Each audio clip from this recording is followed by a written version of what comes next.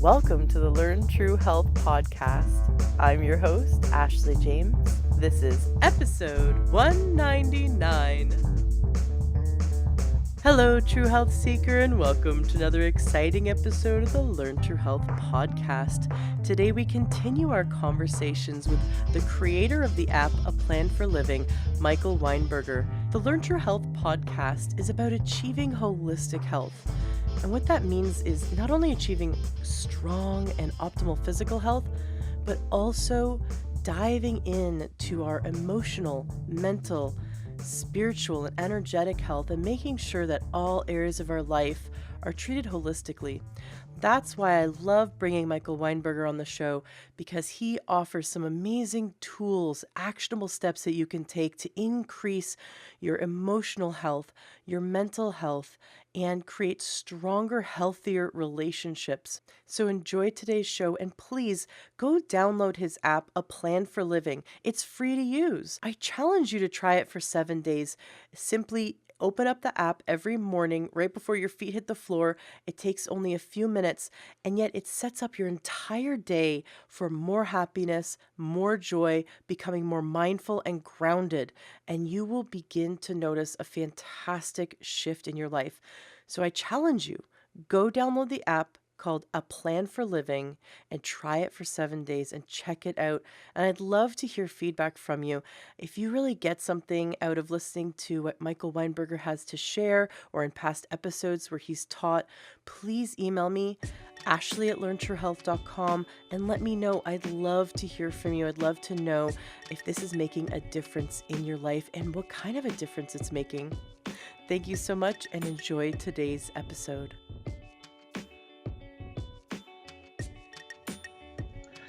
I am diagnosed with bipolar disorder.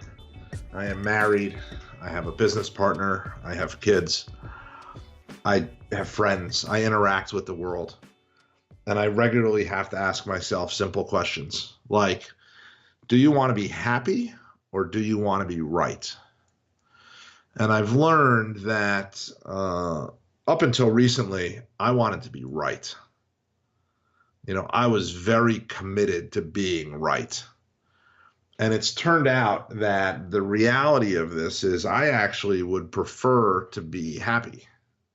I now no longer need to be right. It's nice to be right.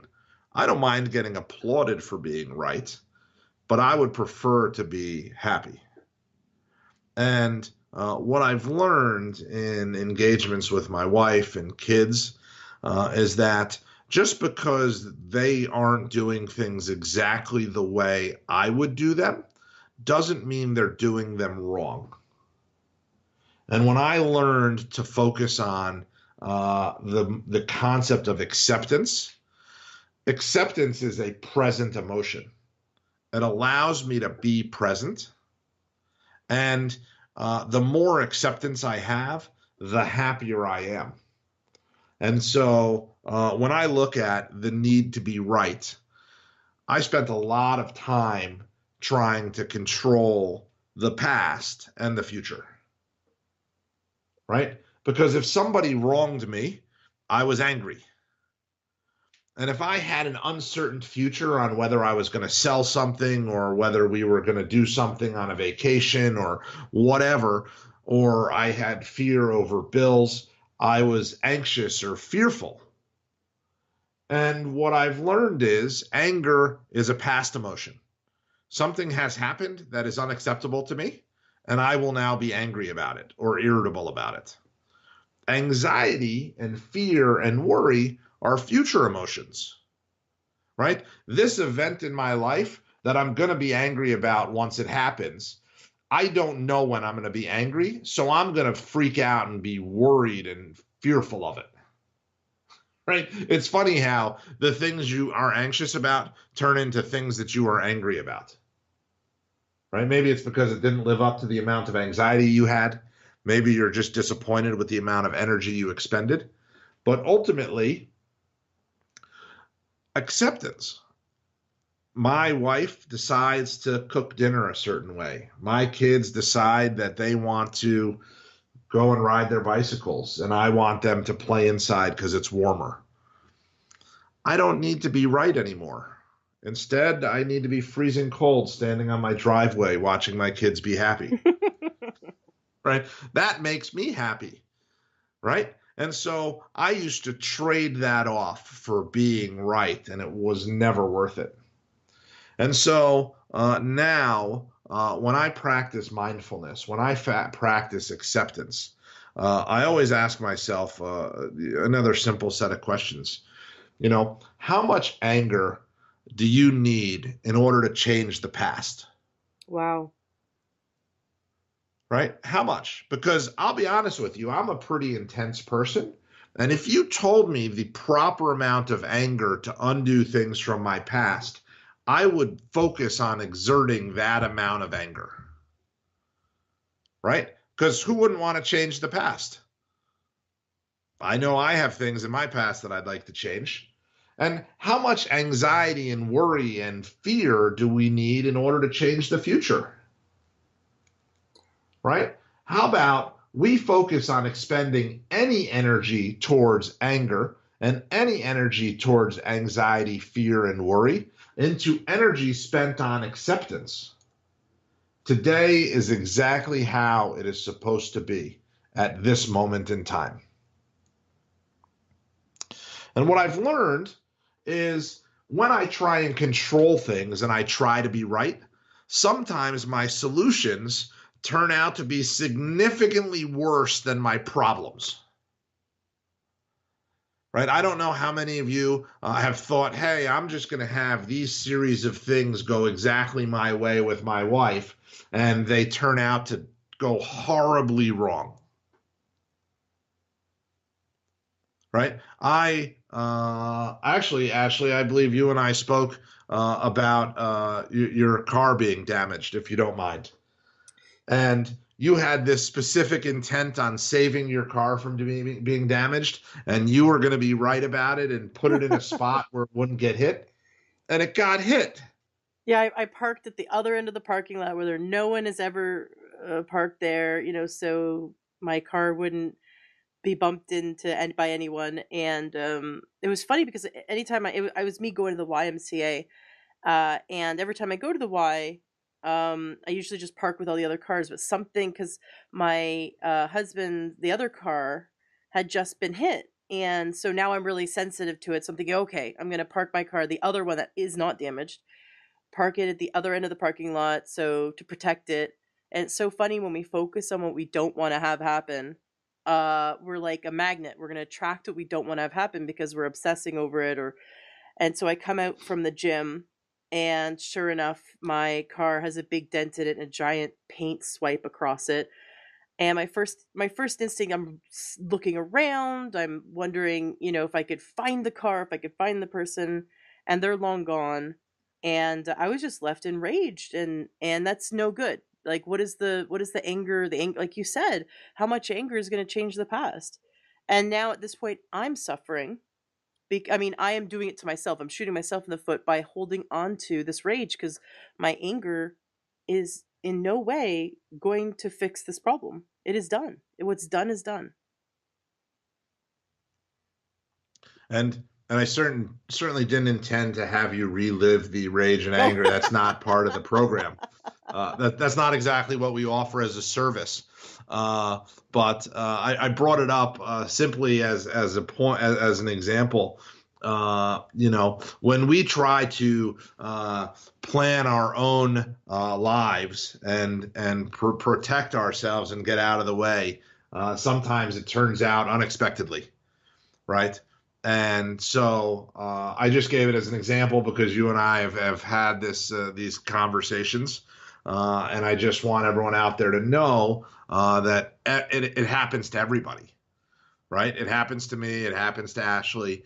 We are doing our best. And the goal of a plan for living and deciding whether you want to be happy or right is now how long do you want to carry on your own parked car experience, right? And that's for everyone individually to decide, right? For me, I have my parked car experiences all the time. This morning I had a parked car experience. where things weren't going quite as well as I had hoped today, and I've chosen to just let it go and move on. I just want to let everybody know we spend a lot of time trying to change the past and the future with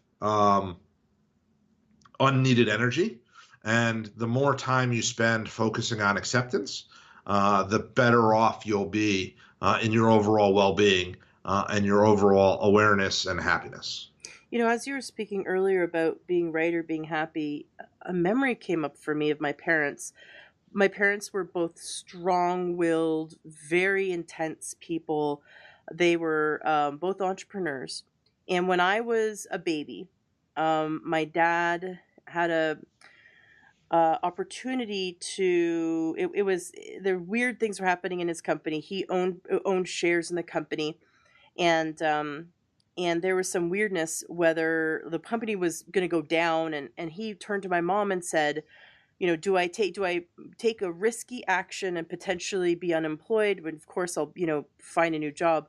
But should I take this more riskier action and potentially work to our benefit where we'll make more money, or should I play it safe but potentially lose a substantial amount of money?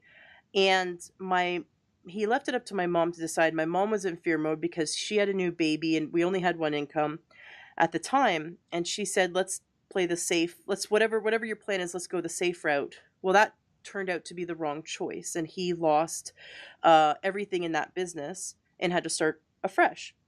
Years later, they're both incredibly successful people. They both were self-made millionaires, each to their own business.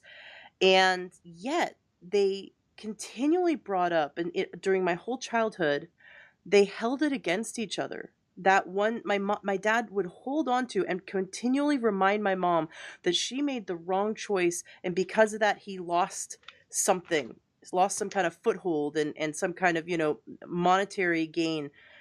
And now, as you were saying it, this whole idea unfolded in my mind, and I realized that my dad was holding on to being right his entire life up until my mother's deathbed, and he finally, he forgave her then, but over 20 years he tortured himself and tortured her and the whole family because he had to hold on to that he was right, and it meant nothing. He went on to make much, much more money, and maybe as a result of that negative thing happening, because he got learnings from it, and he probably went on to become more successful as a result of it, but he couldn't see those learnings. He couldn't see what was good about it because he was so focused and so hell-bent on being right. And I just wonder how many couples do this and hold on to being right instead of realizing, hey, let's gain all the learnings, let's practice forgiveness, and let's choose to be happy.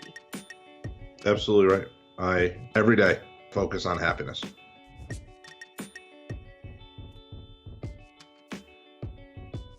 I recently went to present at a conference discussing rewiring your brain and thriving, not surviving. It was in North Carolina. I live in Michigan. I woke up at 4:00 in the morning. I went to the airport, and the plane was on time. I got on the plane. I sat on the plane for about an hour, and an hour later, they come on and say, the plane's broken. I guess we're not going. Let's get off and make other arrangements. And so I'm starting to notice everyone around me is extremely flustered and super upset. And I think to myself, I guess this is how today the universe intends me to have the day go. And it's a Monday, so typically, society says it should be terrible, and it's living up to its name. And I decided to just call Delta and have them put me on the next flight. And they put me on the next flight, and it's 2 hours later. And so now I'm sitting in the airport, kind of watching people just freak out that they're not on the plane. And I sit down and I decide to work on the presentation I'm going to give later that afternoon. Because at this point, I hadn't done the presentation yet. And I now had 2 hours on the ground to make that happen. And so now I finish the presentation, I get on the plane, this plane's on time, And I land, and the people that had put on the conference said that I could Uber it to their location. And I'm assuming that Uber it means 20 or 30 minutes. Well, I look it up, and it's an hour and a half away from the airport.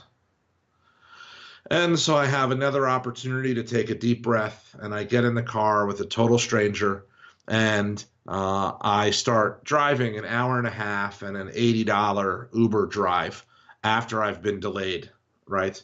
One catastrophe after the other. And as I'm driving there, I realize that I'm going to need to get another hotel. And so I have to call and cancel the hotel that I'm in. And as I'm pulling out to this conference an hour and a half away, and so now I'm up at 4 a.m. and it's approaching 1 o'clock in the afternoon. And I'm starting to pull up to this conference where, based on the number of people in the parking lot, I'm not anticipating this is a big conference. And I start to have these self-important thoughts that, man, I should have more people coming to listen to me. And this ego takes over. And I go in and I meet some of the most incredible people there. I meet 3 women that actually listened to me before my talk and decided to stay for the encore, so to speak. And I had the most incredible experience. And I had convinced the Uber guy to stay around because I now needed to go back to the airport because I'm in the middle of the country and I wasn't going to make it back on time. Now, prior to me practicing gratitude and spirituality and focusing on these things, I would consider that day a disaster, right? Planes are late, I'm delayed, I make myself more important than I really am. I have to pay for a hotel room. I have to pay for a second hotel room. The conference doesn't have enough people. And I spent a work day doing all of this in the airports. And that was one day that existed, right? That day, I had an opportunity to live that day. And the day I chose to live was actually quite different, right? I chose to focus on, hey, you know what? I guess the universe knew I hadn't prepared my presentation. So God was nice enough to give me a 2-hour reprieve in the morning to work on my presentation, right? And now I was able to bond with a guy driving me to this conference, and I was able to call and actually get the hotel fee waived just because I was pleasant. And I was in a good spot. And rather than being arrogant and prideful when I got there, I had a blast, whether it was going to be 3 people or 50 people or 100 people. It didn't matter. My intention was there to improve myself, right? And so I opened myself up to what the day had in store, and I had the most incredible experience.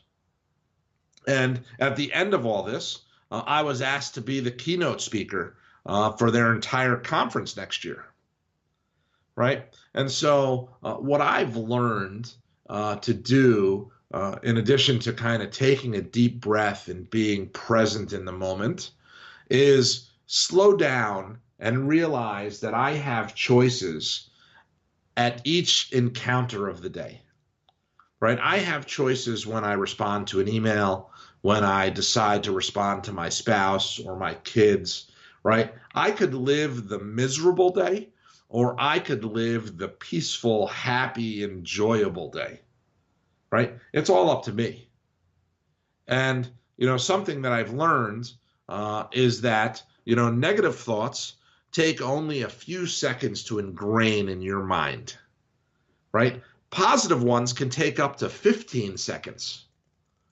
I literally needed to sit in an airport for 2 hours before I could find the positive, right? So it doesn't just come easy to everybody. I study this. I practice this. And it took me a day to realize that, hey, there's a lot of positive things going on here. And then the other thing that I learned from that day are, 93% of thoughts that you have are repetitive and useless.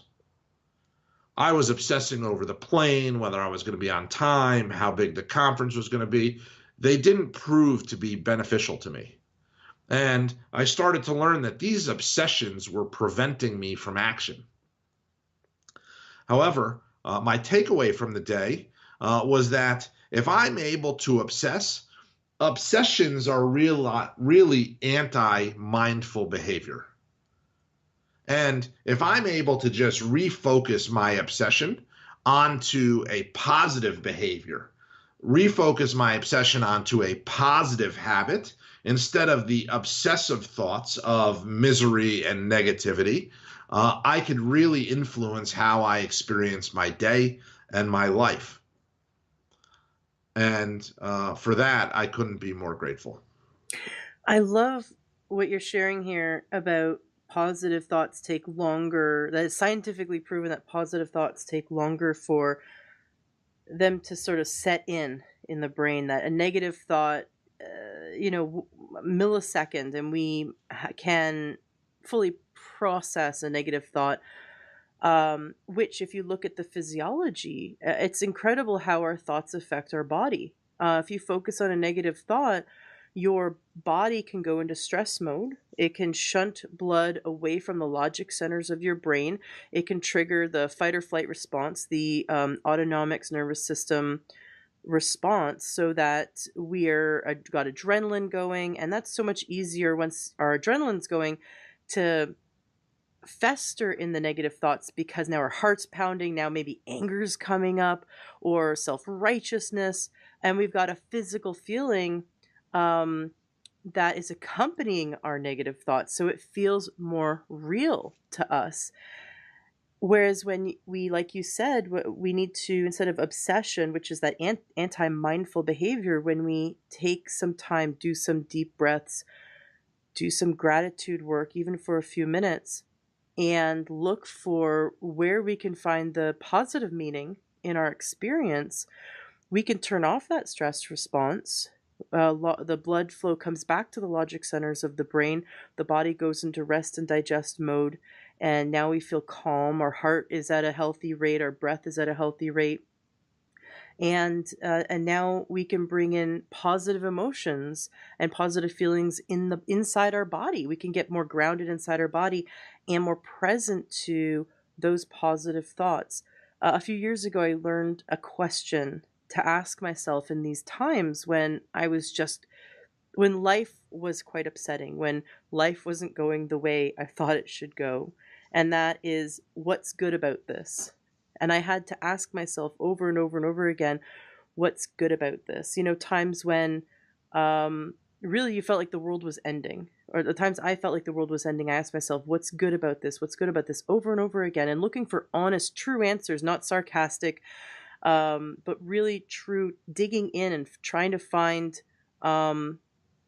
why, if God had a positive plan for me, what was it, right? And I love that you discovered that very inconvenient, your flight being canceled and needing to get a new one and waiting in the airport for 2 hours, you found the positive. You found what's good about this is that you had a more comfortable place to complete your presentation, and everything went well. You still made it to the conference.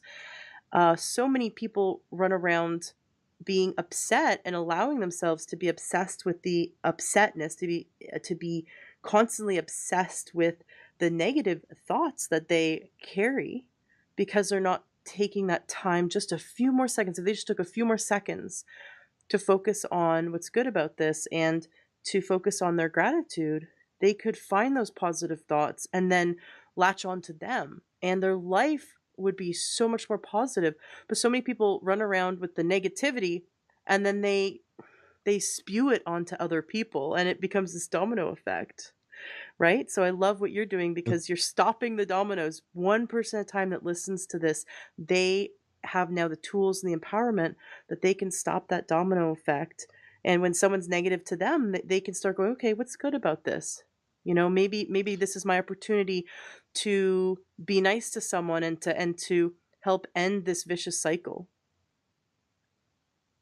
That's right. And how often, now to be reflective and to be aware, which I'm all about. How often are your obsessions over things you cannot control? Right? You obsess over not being able to get the right parking spot, over the plane being delayed. Is your obsession going to make that mechanic work faster? Right? Is it going to make Delta produce another airplane to accommodate you and make you feel better? No. Your obsession is typically overblown, out of control emotions that when asked what's bothering you, your response is, I don't know. Well, no, you choose not to know because you don't want to say it, right? You know, when you don't sleep at night, when you're angry, why are you angry? I don't know. I'm just in a bad mood. Well, let's take that apart, right? All of a sudden, there's always answers to those questions if you slow yourself down enough to answer them. Right. I think, what was the question you were told to ask yourself? What's the good in this? What's good about this? Yeah. What's good about what's this? the good in this? That's another way of saying it. Right. And so the answer to those questions is your gratitude list. Slowing down enough. And so you actually just hit on the head the exact implementation of a plan for living. Asking yourself that question is your gratitude list. Being aware that you have to ask yourself that question is being mindful. Pausing and slowing down enough is you asking the universe for help to create the answers to that question, which is your spirituality. Your one question encompassed the entire process. Be aware, slow down and experience the emotion, and write down why you're grateful as a result of those emotions. Bam. You should be happy right now. That's it. Ashley, we just solved the world's problems. We're drop the mic. This is how you achieve happiness. Enjoy what you heard today on your episode of the Learn True Health podcast. Did something move you, inspire you? Did you get great information that's going to change your life? Awesome. That's exactly what I'm here to do, is to help you gain your health back. Please turn around and share this. If this is something that's helped you in any way, share this with those you love. Love the Learn True Health podcast and want to support us? Awesome. You can go to takeyoursupplements.com and you can support us that way. You'll get access to amazing supplements that are just really great quality for a great price. And there'll be someone on the other end of the line to help you pick out your supplements that are right for you. That's takeyoursupplements.com. Or join our membership, learntruehealth.com/join. That's another great way to support our podcast, support our movement, and you'll be supporting yourself. Gain more information, wonderful videos, wonderful trainings, and you'll also be able to share those with those you love as well. So go to learntruehealth.com/join. Want something fun for free? Go to learntruehealth.com, and right there on the front page, you'll see where you can get our free cookbook. I spent a lot of time making it, and it was so much fun. It's really delicious, healthy recipes. And you can also get our 7-day doctor course. Right there, it's 7 days of naturopathic videos sent right to your inbox, and you can learn from top naturopaths on how to gain health naturally. So that's takeyoursupplements.com for wonderful supplements. learntruehealth.com/join to join our awesome membership, which is only open for a limited time. You can get our free healthy cookbook, and you can also get for free 7 days of wonderful naturopathic videos sent to you. Just go to learntruehealth.com and you'll see it right there on the front page. Thank you so much for being a listener, and thank you for sharing and helping others. Let's spread this information and turn this ripple into a tidal wave.